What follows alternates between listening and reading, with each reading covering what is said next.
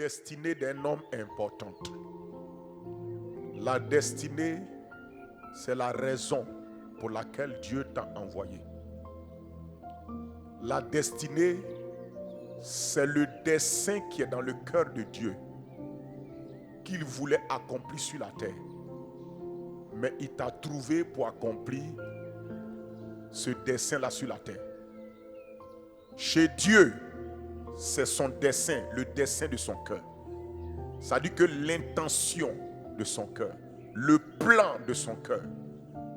Mais quand Dieu te donne ce dessein-là, ça devient toi ta destinée. Parce que Dieu n'a pas de destinée. Dieu a des desseins. Mais il prend ses desseins pour donner aux hommes comme étant leur destinée. C'est pourquoi la Bible parle des desseins de l'Éternel. Il dit beaucoup de projets sont dans le cœur de l'homme, mais c'est le dessein de l'Éternel. Dieu n'a pas été créé par quelqu'un pour que la personne lui donne une destinée. Dieu a des desseins parce qu'il est le créateur. Il a des projets, il a des intentions, il a des volontés qu'il veut réaliser. Maintenant, il t'a créé pour accomplir une certaine volonté de son cœur, un certain dessein qui est dans son cœur. C'est ce dessein-là, quand Dieu te le donne pour l'accomplir, ça devient la destinée pour laquelle il t'a créé. Donc Dieu n'a pas de destinée. C'est les hommes créés qui ont une destinée. Parce que Dieu ne fait rien sans un but. Or Dieu, personne ne l'a fait. Donc qui lui a donné une destinée? Mais toi, tu as été créé pour un but. Et ce but-là, c'est pour accomplir quelque chose qui est dans le cœur de Dieu, qu'on appelle son dessein. Mais quand Dieu te donne ça, c'est ta destinée. Ce dessein-là, quand il te donne, toi, c'est ta destinée. Seigneur lui dit, c'est la raison pour laquelle il t'a créé. Et la destinée est importante. Parce que si vous ne trouvez pas votre destinée, vous n'avez pas trouvé le sens de votre vie sur la terre. La signification de votre vie sur la terre. Vous n'avez pas trouvé le domaine dans lequel vous serez une solution pour votre génération. Vous n'avez pas trouvé là où Dieu vous a assigné une valeur qui n'a rien à voir avec la valeur qu'il a donnée à quelqu'un d'autre. Si vous ne trouvez pas votre destinée, vous n'avez pas trouvé votre particularité. Ce qui fait vous, vous.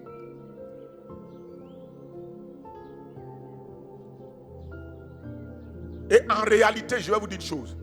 La destinée que Dieu a mise en toi, c'est ça qui devient le ministère que Dieu va exercer en toi et à travers toi pour aider les autres. C'est pourquoi quand tu trouves ta destinée, tu as trouvé ton ministère. Quand l'ange a dit à Marie, toi tu seras enceinte, tu vas porter le Sauveur. Marie a compris que toute son existence, Dieu l'a créée pour qu'elle soit une solution pour l'humanité en portant le Sauveur. Jean-Baptiste a dit à Jésus, tu es l'agneau qui ôte le péché du monde. Il a montré la destinée de Jésus. Et Jésus a compris qu'il est venu sur la terre pour mourir et sauver le monde. La destinée là, ce n'est pas beaucoup de choses. Dieu ne donne pas beaucoup de choses. Dieu ne donne pas beaucoup de destinée aux gens. Dieu donne une seule destinée. Mais dans la seule destinée, il peut y avoir des diversités. Il ne faut pas confondre ça. C'est comme dans l'orange. Dans une orange que tu as, il y a plusieurs tranches à l'intérieur. Pourtant, c'est une seule orange. Dans l'accomplissement de ta destinée, il peut y avoir des diversités. Mais la destinée est unique. Regarde par exemple Jésus. Sa destinée est unique. Sauveur. Il est venu pour sauver. Mais pour sauver, il fallait qu'il aille à la croix. Ensuite, il fallait qu'il soit enseveli. Il fallait qu'il soit ressuscité. Il fallait qu'il soit glorifié. C'est divers aspects de sa destinée.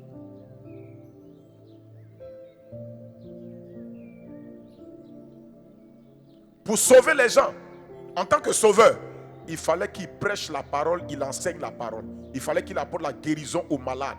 Tout ça, c'était sa même dimension de sauveur. Sa destinée était unique, mais dans son application, il y avait des diversités.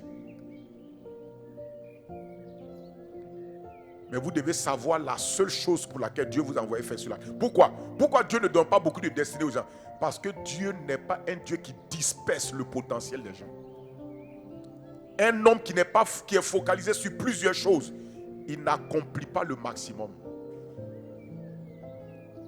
C'est pourquoi l'apôtre Paul a dit, oubliant ce qui est en arrière, je fais une seule chose. Vous devez arriver à un moment dans votre vie où vous êtes caractérisé par une seule chose que vous faites sur la terre.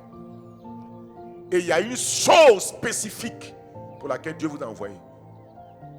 L'homme a été créé de manière à ce qu'il ne se concentre pas sur plusieurs choses à la fois. S'il veut le faire, il diminue sa concentration, son énergie. Et les résultats ne sont pas maximisés. Dieu est sage. Dieu nous a créés pour une chose. Et quand vous lisez, s'il a fait ça pour Jésus, ce n'est pas toi. Il n'a pas créé pour... Écoutez, Jésus n'est pas venu sur la terre pour plusieurs choses. Il est venu pour une seule chose, sauver l'humanité. La seule chose.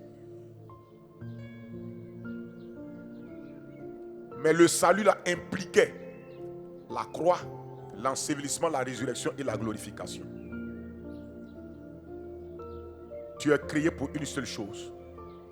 Tout homme de Dieu, toute femme de Dieu doit arriver un moment dans sa vie où il découvre la seule chose pour laquelle Dieu l'a créé, pour laquelle Dieu l'a appelé.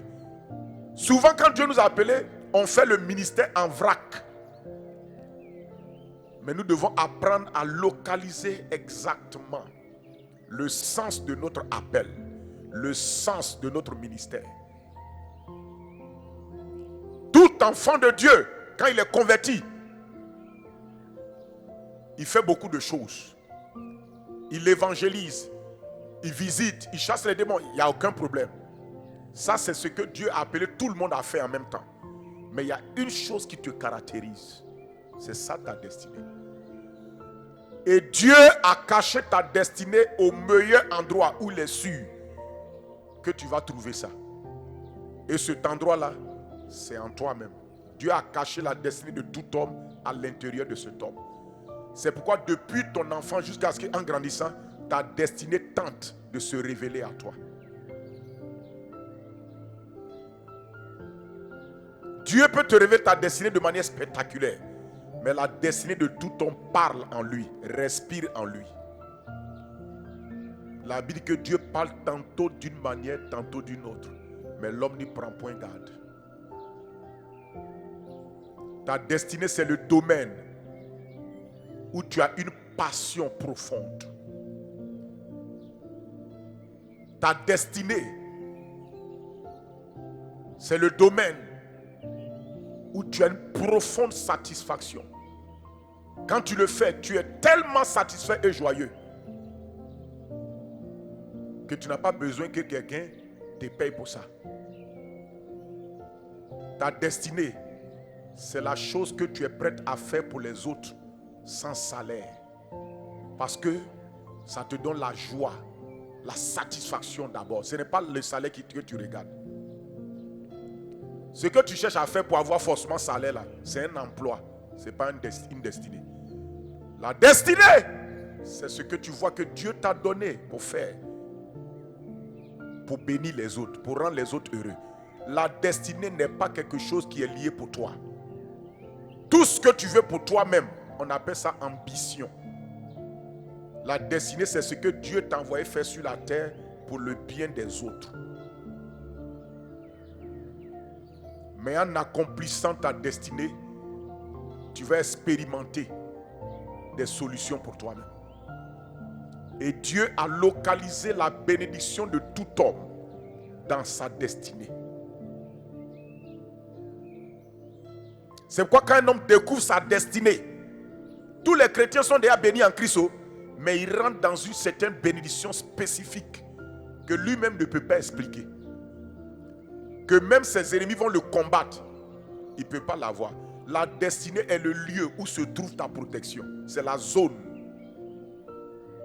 sécurisée que Dieu a destinée pour toi. Parce que Dieu défend sa destinée et il défend le porteur de sa destinée. C'est à cause de ça que Dieu a gardé Joseph. Quand on l'a mis dans le trou, Dieu l'a gardé. Chez Potiphar, Dieu l'a gardé. Dans la prison, Dieu l'a gardé.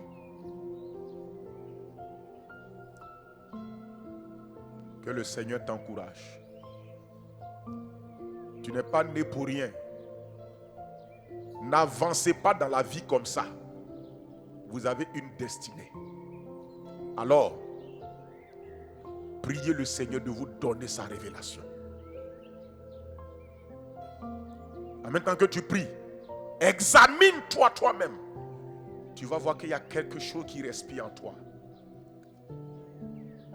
Je vais terminer en vous racontant l'histoire d'un homme.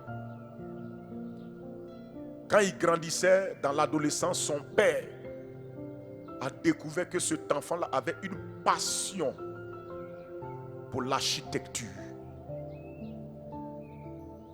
Il voit l'enfant vers 8 ans, 7, 12 ans et 10 ans, 12 ans. Il voit que l'enfant était poussé pour l'architecture. Tout ce qui chose était l'architecture. Le père a compris que l'enfant avait une passion pour ça.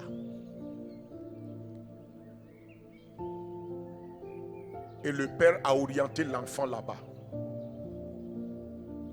Et plus tard, il l'a envoyé dans un pays étudier l'architecture. Et aujourd'hui, à 40 ans, cet enfant-là est milliardaire. Son père a compris vite la destinée. Et il a orienté son enfant là-bas. Toutes les destinées, ce n'est pas pour devenir pasteur. Tout le monde n'est pas appelé à être pasteur. Il y a des gens que Dieu appelle dans l'architecture. Il y a des gens que Dieu appelle dans la politique. Il y a des gens que Dieu appelle dans les business. Il y a des gens que Dieu appelle dans le domaine des arts et du sport. Il y a des gens que Dieu appelle dans le domaine de l'éducation de la famille. Il y a des gens que Dieu appelle dans le domaine religieux. Ceux-là, c'est eux on appelle les pasteurs, les apôtres, les prophètes, les docteurs, les évangélistes. Ils sont appelés dans ce domaine. Mais quel que soit le domaine où ta destinée te dirige, il y a un seul but pour lequel Dieu donne une destinée aux hommes. C'est pour faire connaître son nom, son règne et accomplir sa volonté là-bas. Gagner les âmes qui sont dans ton domaine là-bas pour le Seigneur. Merci Seigneur. Va avec ces paroles, garde-les dans ton cœur. Que le Seigneur t'encourage au nom de Jésus. Amen.